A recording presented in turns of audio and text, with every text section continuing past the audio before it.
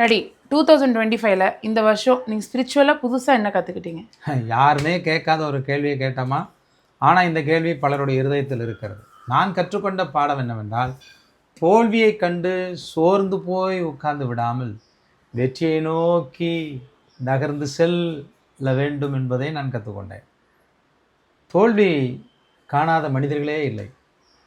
ஏற்றத்தாழ்வுகள், நன்மை தீமைகள், இன்பம் துன்பங்கள், வெற்றி தோல்விகள், இப்படித்தான் பலர் கடந்து வருகிறார்கள்.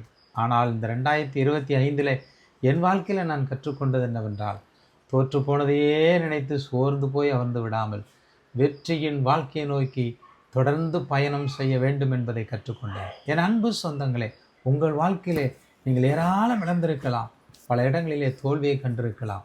ஆனால் கிறிஸ்து இயேசு சகலவற்றையும் ஜெயித்தவர். உங்கள் வாழ்க்கையிலும் ஜெயத்தை தருவார்.